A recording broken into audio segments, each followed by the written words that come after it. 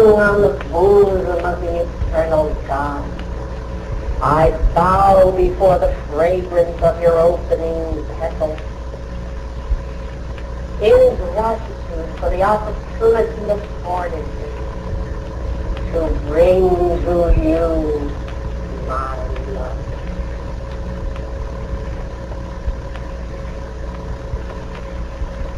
Blessed souls of light, you have lived millions of years. If I could part the veil this morning and let you see that electronic stream flowing downward into your head, out through your heart, filling your orbs, contacting each person within this room, and flooding the city, you would have some concept of the energy that even unconsciously passed from your body while you were at repose and at peace. Not to mind when you invoke those energies with a positive and dynamic will or accomplishment of one kind or another. And you have learned now not to invoke those energies to hurt life. You have within yourselves determined to become harmless. But those energies yet must return home. It is the law of your life, and here is a comforting thought. You can stop it at any moment. You don't have to make the great sacrifice all at once as I did. You chose to do so. You stood before the Lord of the world and said, I shall sanctify the circle of my life through love. May I refer for a moment to your beautiful violet-consuming flame? In the East, we have called it the flame of compassion and mercy. It is of such tremendous assistance in this redemption of energy. I wonder if it has been pointed out to you the approach of the soul required before that flame is set into action. That is a flame by which you intend to purify your own miscreation. And it is joyously and vigorously employed.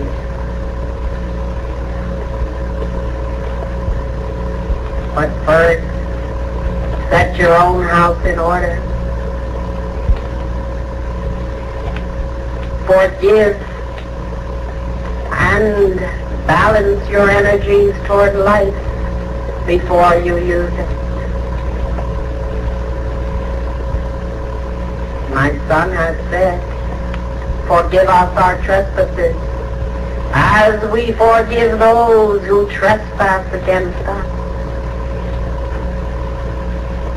Great numbers have gathered together, and in the power of that flame have asked for relief. But how many have first entered into that secret heart chamber and forgiven all of life? That is the efficacy and its use for you, my dear and sweet and earnest, lovely flowers in God's kingdom.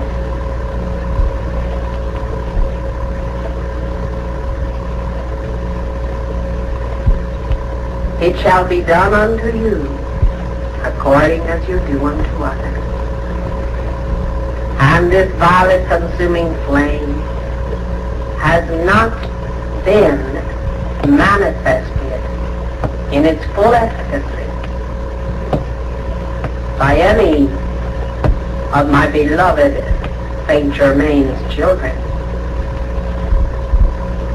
because the light stream has not taken time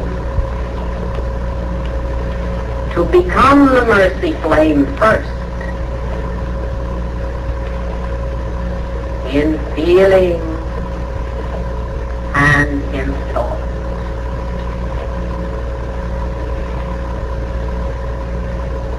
You see, the law, my precious heart, is so impersonal and yet so practical. What you wish for others, you must first, and then you shall receive.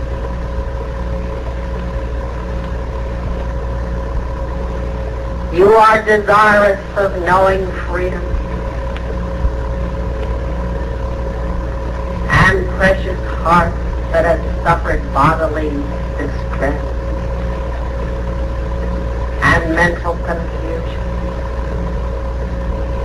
If they could but forgive life, could then through the use of this flame be free in less than an hour.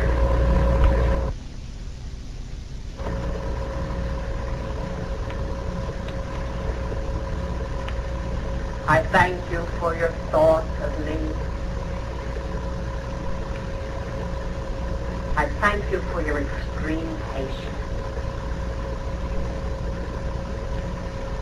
I thank you for your life, because it is your life that made it possible for me to come. Each one of you. Oh, you're so lovely when you're seen with the inner sight. And if I were to ask the karmic board one move, it would be that you might see each other once and know the sincerity in the heart and the desire to live.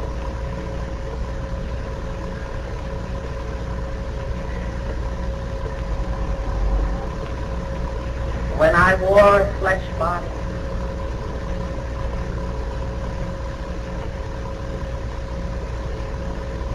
I had found that peace sufficiently so that those who entered my aura experienced a moment, a fleeting glimpse of nirvana.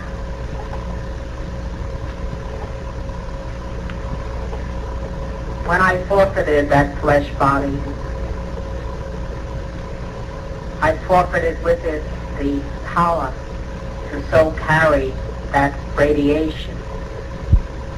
But I am going to ask now that it be returned. And say with my son, all children, love you one another. Love life, trying to serve in whatever capacity. Enter into your action of the sacred fire, first sanctifying yourself before your Lord, cleansing your heart and your hands of feeling injustice, and then see the fullness of His freedom. Good morning.